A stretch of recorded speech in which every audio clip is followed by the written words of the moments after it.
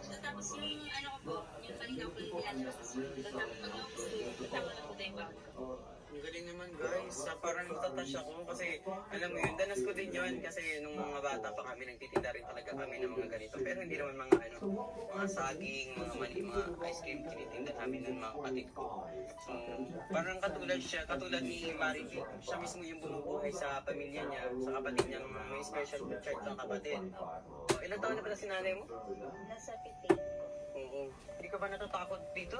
Parang walang masyadong kabahayan kasi guys. Parang ako yung natatakot sa kanya kasi katulad niyan, mag-aalyo sa isa ng gabi, eh ang dami pa niyang titinda. Ilang oras ka ba nagtitinda? Ay, inaabot pa ng 3 hours. 3 hours pagkagaling school. May pahinga ka pa niyan. Wala po. Wala na. Nabihis na lang po tapos.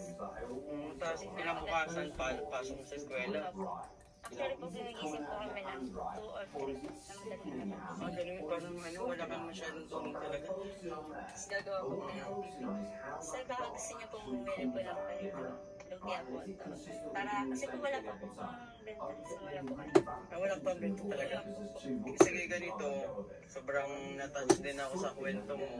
Gawin namin, amin na lang to, bilhin ko na lang. Magkano ba dito lahat? Nasa 800 something. O sige, ano na lang to, ang gawin natin dito, bibilin na lang namin lahat. Tapos okay na, ipamigay na lang natin to sa iba. Sige po kayo. Ano, para makauwi ka na. Alam mo yung 3 hours ka pa maglalako ng turon at lumpia para lang makapagpaubos ng ganito. Pero minsan napapaubos mo. Nagpapaubos na lang po. Pero syempre po, hindi naman po araw-araw Pasko kaya may natita po. Sabagay nga naman. Okay lang ba sa inyo na i-update ka namin? Ha? Okay lang sa'yo, tiwala ka naman sa amin. Meron naman. Baka mamaya, wala kang tiwala sa amin. Hindi, hatid ka na lang namin. Tapos, samahan mo na rin kami. Ipapamigay namin itong mga turon na lang. Ano? Ayun. Oo naman. Anong grade mo na? Grade 12 po. Grade 12. Pero anong gusto mo sa sa college? Actually po, sa hirap po ng buhay namin, mukhang di po mag-college. Pero magte-test na po ako. Tapos, welder po. Magja-Japan po kasi. Gusto mo makapag-Japan? Para din po makatulong na rin po ako kada mama kasi yun yung hirap po ng buhay.